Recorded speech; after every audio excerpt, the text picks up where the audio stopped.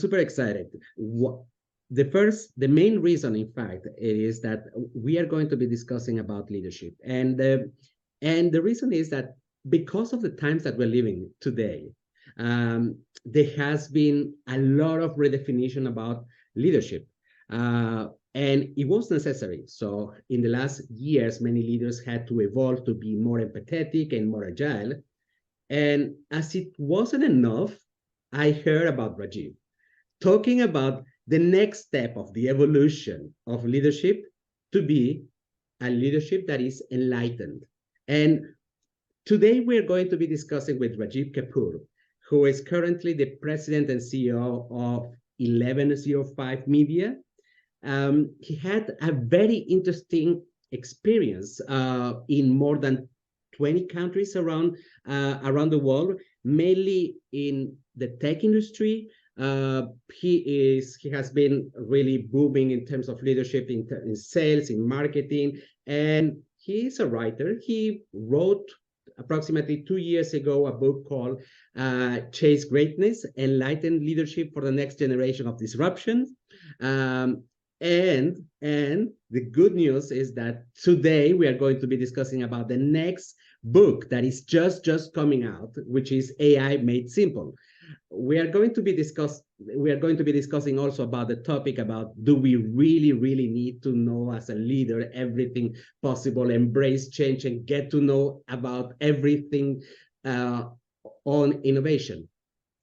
Rajeev, welcome today, and I would like to understand, how did you end up progressing in different leadership positions and suddenly realizing that you needed to put your mark and start something on your own? If I understood correctly, your current work as a CEO of 1105 Media, it is something that you are currently working as an entrepreneur. Tell me a little bit more about your experience.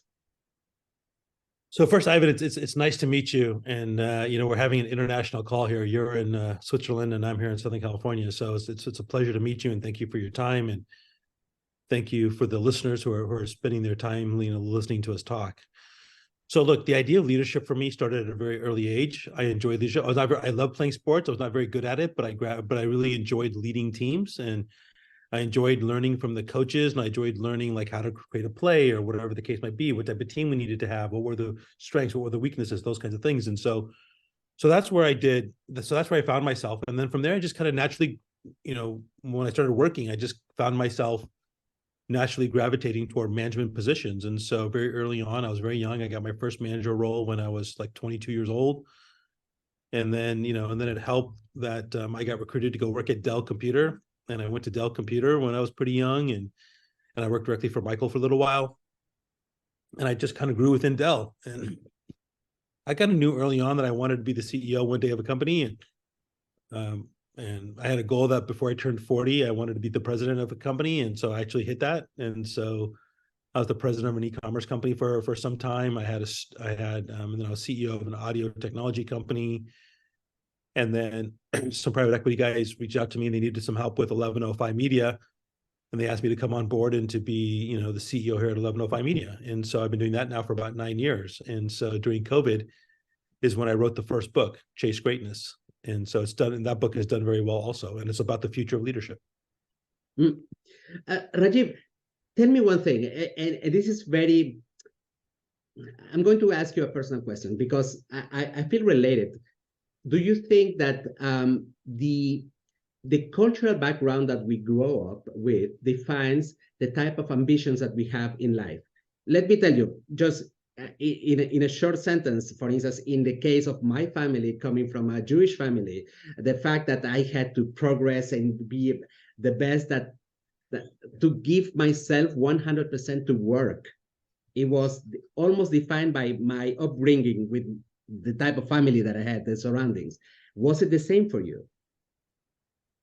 Look, I think it helps, right? And it's better to have it than not have it. And in my case, I was born and raised in the U.S., but my family's from India. And if I followed what my parents wanted me to do, I would have been a doctor, right? But I'm not a doctor. And so, look, I think family support and having a good family structure is always going to be helpful to kids as they grow up. And I think it's important that that you understand you have supportive parents in that process. And so, and if you don't, and if you're struggling with that, and maybe you're a single parent home, then I'm sure that parent will do everything they can to support you. And if you feel like you're not getting support, I will tell you that, you know, you have to deal with the adversity of that situation and be resilient. And you can do anything that you set your mind to go do. Anything is possible, anything. And, you know, no one handed me anything. Like I was a B student in college. I really wasn't into college all that much, you know, but I worked hard and I always wanted to be the hardest worker. And so I'm a good example of, I wasn't the smartest person, I was the hardest working person. And so that allowed me to move up, and that allowed me to accomplish all the things I've accomplished so far. And I hope to continue to accomplish more things. So focus on being the hardest worker, hold yourself accountable, and be very resilient in your life. I feel you completely. I wanted to get back to the topic of today, which is how leaders can keep up with the change, with change and disruption. So well, I wasn't already working, but I have been discussing with in the 90s. There was this buzzword that came into corporations talking about big pictures. And by the way, when I started working in the early 2000s, then I could still hear this word repeatedly being said by other leaders, people more senior than me. And in your book, Chase Greatness, you write about enlightenment. So how is that different, this enlightenment versus this person who has the big picture, who understands what is going on in terms of business, and who gets to also understand, to have a certain level of self-awareness on himself? How is that different? Here's the thing. You know, I grew up in a corporate work culture of servant leadership, right? And you're familiar with servant leadership, right? Yep. Servant leadership is, I work for you, right? I'm the CEO, but I work for you. I'm the leader of the team. I work for you. What tool do you need to be successful in your job? How can I support you in your job? Well, what do you need to be successful? What I talk about is that over the next couple of years, the world is going to change dramatically. The majority of the workforce is going to be Gen Z, millennial, and for the first time, women will have a slight majority in the workforce, especially here in the US. And they require a different type of leadership. And I've coined that term, enlightened leadership. And to me, enlightened leadership it builds on the foundation of servant leadership. It says, hey, not only am I here to help you, support you within the company and help you in the company be successful, the question I have to ask is, how can I help you be successful outside the company? How can I help you be successful outside the walls of the company? How can I help you live a better life outside the company? And that's really the goal of enlightened leadership. And that's what I focus on. To do that, I had to make a big change a few years ago. And that big change I made was that my employees are my number one customer, period. I spend a lot of time on my employees, on everything from mental health to the right benefits, to making sure they have the best tools, to make sure they feel supported, to make sure we're recognizing them. So we do all those things because in my view, if I can keep my attrition rate down to almost zero, you know, that's going to retain people. You don't lose people. That's going to help my bottom line. If the more I can take care of my internal customer, they're going to do a really good job of taking care of the external customer. And so we really lead from a place of respect and, you know, and focus on gratitude, and it's working for us. It may not work for everybody, but it's working for my company. Rajeev, let me rephrase it so that to verify if I understood correctly. So while maybe the servant leadership, it was more about how can you become a better employee, the enlightened leadership would be how can you be a better person? How can you equip you for the whole thing? Is not only about being a good person at work, but also a good person outside. And a good person is the one who feels like happy with what they are, happy with the purpose that they are accomplishing at work or outside life, and being maybe also a little bit more aware about where they stand, a little bit more mindful about their own situation and their surroundings.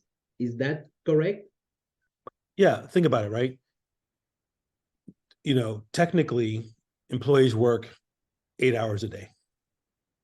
Mm. That's 16 hours a day, Monday through Friday, that they're not with you, and they're not with you on the weekends.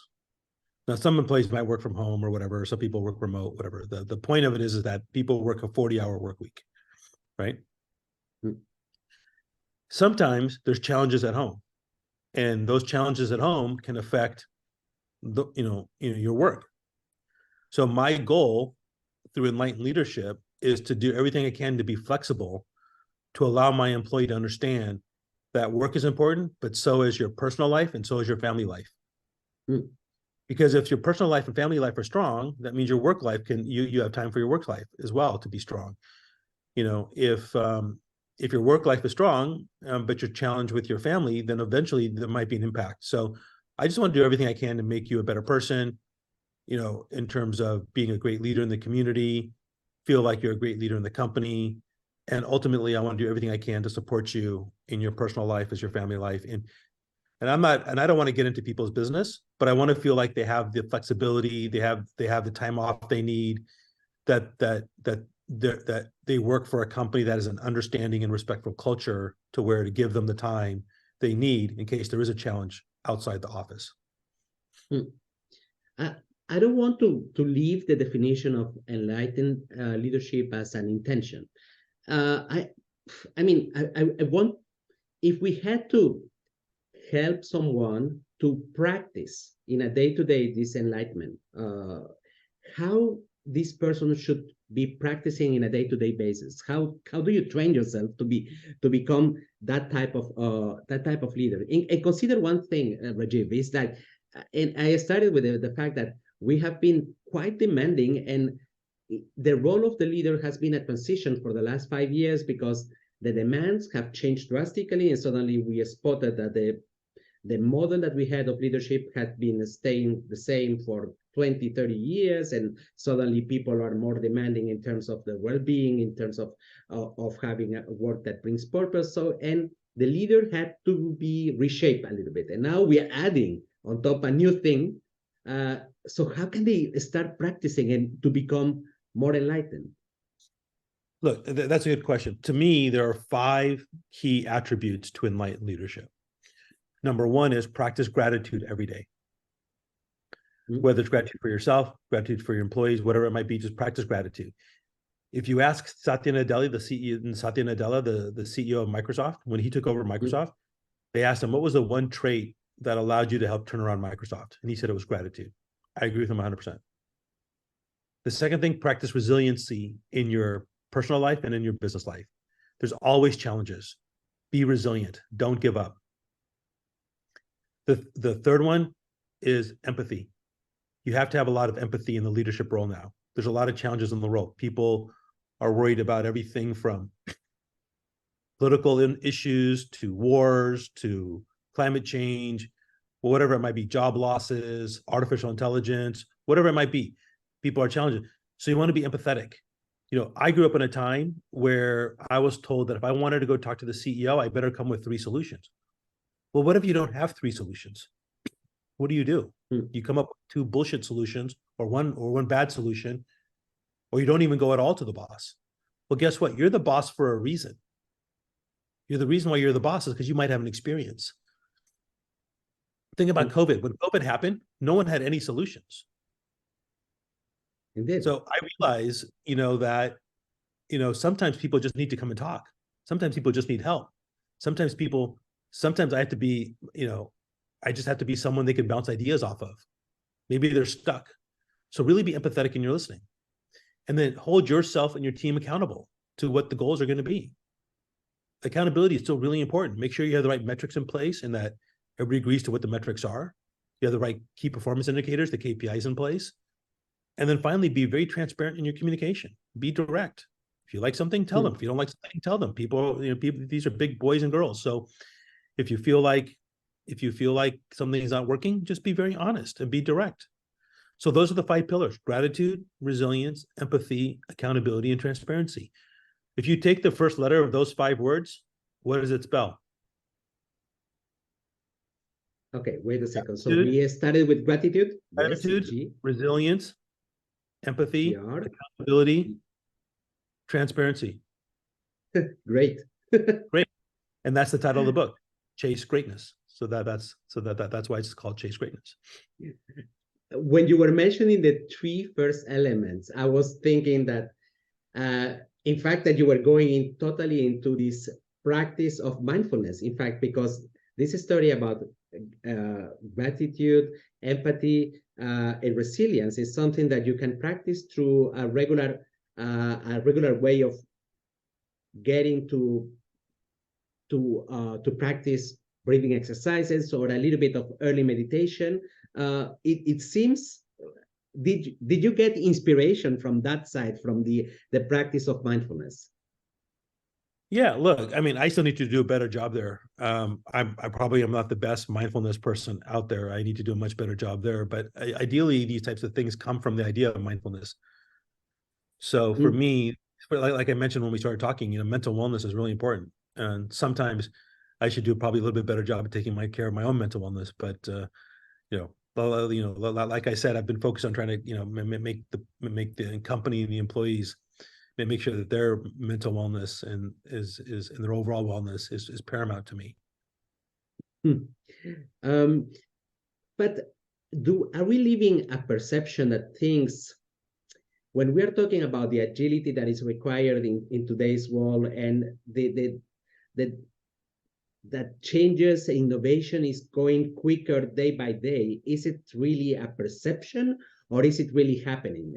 Do you feel like every generation thinks that their generation goes, that things are faster than the previous generation? Is it really the case, or are we exaggerating and we don't really feel the reality as it is? No, it's really the case. I mean, you can't stop time. Baby boomers are retiring, are leaving the workforce, big time. Gen Xers in the next 10 years, Gen Xers are going to start retiring, right? And so if you think about it, right, the majority of the workforce is going to be Gen Z and millennials, and then Gen Alpha after that. So each one of these generations has a different way of looking at life. Each generation evolves. And that's what, and so because of that, leadership has to evolve, and you can't stop time. It's going to happen. There's nothing anybody can do to stop it.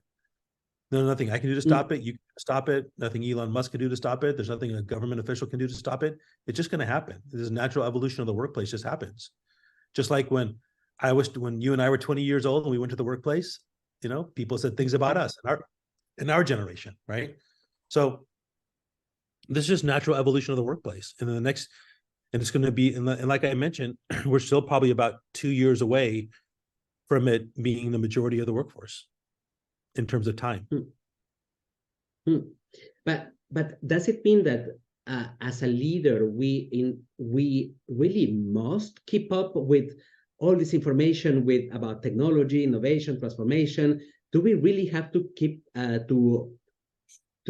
keep up with that, or is it something that we can delegate? Like, for instance, I was thinking, you are launching your new book about artificial intelligence. I was reading the summary, and it looked like it was directed a little bit like it's kind of an awareness tool for leaders to understand how to use artificial intelligence.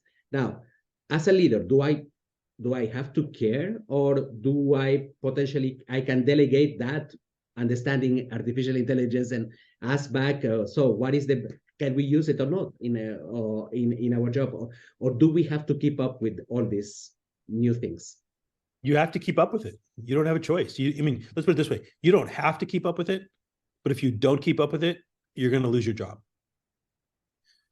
So if to think of it this way, when e-commerce came out, when the mobile phone revolution happened, when social media revolution happened, if you were the company that didn't stay on top of those things, you're going to be left behind. Think about Netflix. Netflix was nothing. The biggest competitor, the Blockbuster here in the US, owned everything. but they refused to adjust to the changing technological changes in the marketplace. And they got left behind, right? Think about bookstores. What happened to bookstores, right? Borders bookstores, right? There's a big chain here in the US called Borders bookstores. Yep. And Borders was very large, and they competed with Barnes and Noble before. This was around the time when Amazon was launching. And the CEO came out and said, no one's going to buy a book online. This is stupid. Instead of creating an e-commerce store, we're going to create more stores. And so they did that, and they ended up going out of business. So look, you don't have to stay on top of the technology. No one's telling you to use AI. I wrote the book so my mom would understand AI. So the book is written at a very simple level. I mean, this is not an advanced AI book. This book is, how do you log into ChatGPT? What is a prompt? That's what this book is. It's for beginners. If you're an advanced user of AI, don't buy this book. It's not for you. If you're a beginner to AI, this book is for you. And even if you're an advanced user of AI and you have someone that doesn't get it, you think someone should learn, fine, get it for them. But ultimately, your choice is to use it or not use it. And if you don't use it, you're going to be left behind. I'm telling you right now. So those are your choices. In this case, in particular for a leader, so somebody who has been already working for a couple of years, he has probably heard about AI. Why would he read the book? What would be the benefit for him to go through the book? And by the way, the second part of the question is that I saw somewhere that you went into MIT to learn about AI a couple of years ago. That's correct. And I wanted to ask you why.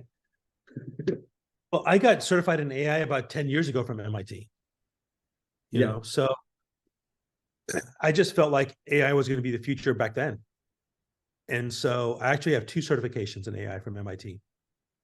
And so, and to answer your question, look, again, if you're an advanced user of AI, this book is not for you.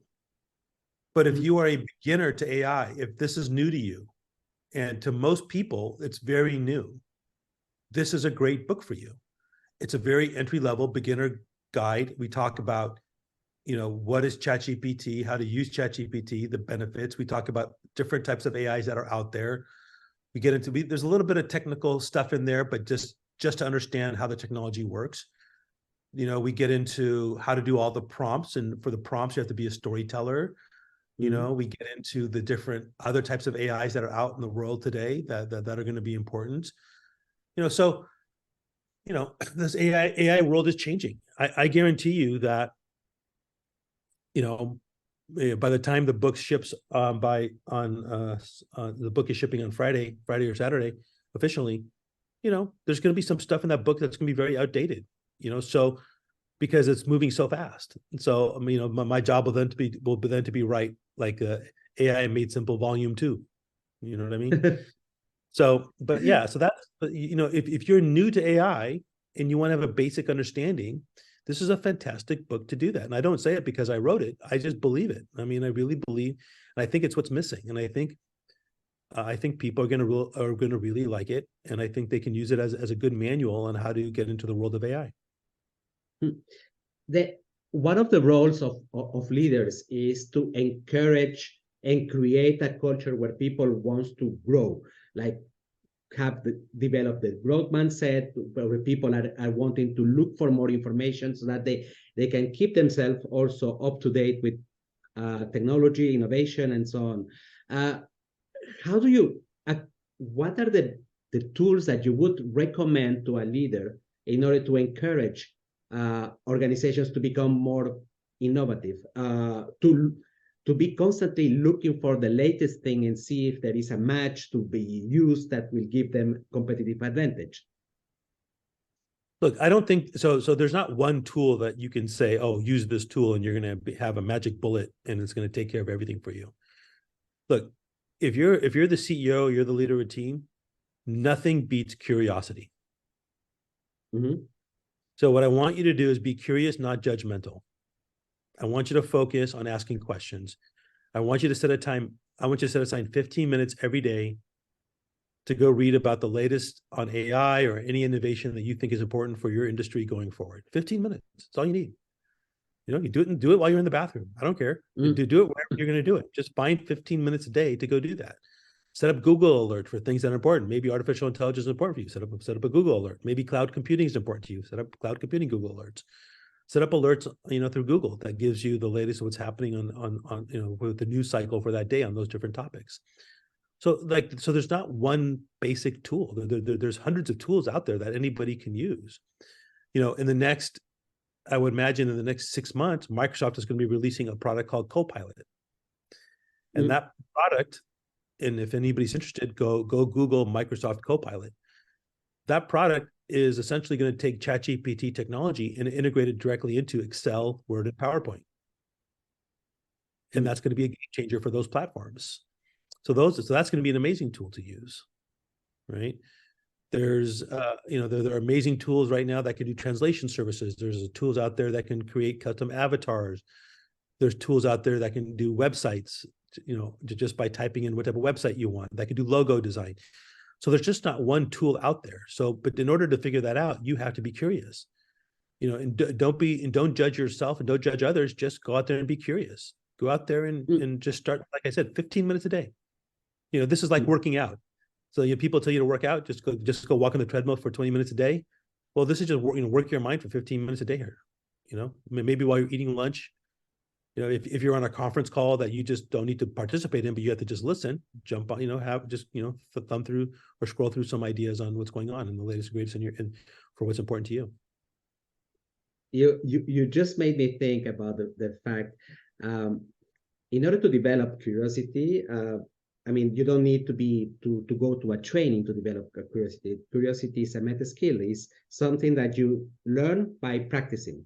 So you just have to, and you said it, you have to be consistent in the practice of, even if it is 5 to 10 minutes or 15 minutes, in order to learn continuously something, and then that increases the encouragement, in fact, to continue, and to, whenever you build this habit, you will be self-encouraged to continue and do more of that. So, and that is something that a lot of companies have been probably investing in the wrong way into training people on technology, while in fact what they need to be training, or what they need to encourage, is the development of curiosity on people. This is well said, Rajeev, because it is a clear problem for many organizations to develop this culture of I want to know more of. That is definitely something. Tell me, in the work that you have been, in all your experience, that you have developed in the more than 25 years already, have you seen any specific trend in terms of the work culture that has been developed, and where leaders needs to develop themselves also a little bit more in order to develop better cultures at work? Have you seen any trend that has made that leaders need to adapt, otherwise they will lose they will not be successful at work? Yeah, I think I talked about it earlier, my friend. I think, if you are a leader who is a bottleneck leader, right, where every decision you have to make, if you're a leader where you must be the smartest person in the room, if you are a leader that doesn't want to hire the best people because you feel like you need to have control, it's fine. You might be okay for a couple of years, but long term, you're going to lose employees and you're going to be left behind. So to me, and I think it's changing in the workplace, is, like I said, you have to lead from a place where you are focused on developing your employees. A leader's job is to create more leaders. That's the leader's job. So you should never be the smartest person in the room. If you find yourself being the smartest person in the room, it's time to change the room. And you're not going to change yourself. So change the people who you have around you. Have the best people you can afford in that room to help you grow your business, to take care of your employees, to take care of your customers. That's what's going to be key. And always, always, always lead from a place of gratitude and respect. And, you know, and then the 5 attributes I talked about of gratitude, be resilient, have empathy, accountability, and transparency. Be great. This is what you were mentioning before, and that relates to if you are interested to know more about this concept of being great, definitely you should go and chase for the book Chase Greatness, Enlighten Leadership for the Next Generation of Disruption, that was published 3 years ago. 3 years ago, Rajeev. Is that correct? Yeah, a couple years ago, 2 years ago, yes. Yes. And now, and the other thing is that we were talking about is about this need for leaders to develop curiosity in others and to develop their own curiosity. A great recommendation then it is to start by something for the upcoming book of Rajeev that is called AI Made Simple, A Beginner's Guide to Generative Intelligence, which is something that we will all use. And a great mention about the product that Microsoft is developing, Copilot, that is going to affect a lot, I think, the workplace, because Excel, PowerPoint is something that we are using in a recurrent basis. And now we are going to have AI as a copilot. So it's going to impact a lot in the workplace. Rajeev, if people want to learn more or have a chat with you, to reach you out, how do they reach you out?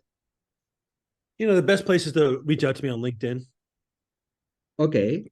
So connect with me on LinkedIn. I'm happy to connect on LinkedIn. You know, take a look at the book on Amazon, and yeah, I think, but you know, LinkedIn is the best way to the best way to get a hold of me from that perspective. I will be putting your profile link just now, and I will be putting also the link to the upcoming book, AI Made Simple, A Beginner's Guide to Generative Intelligence, because I think that this is a good book. If you haven't started yet learning about AI, this is the moment where to read it. Rajeev, thank you very much for your time. It was really lovely to speak to you. Really, thank you very much. Thank you, my friend. Be well and have a great rest of your week. You too. Thank you.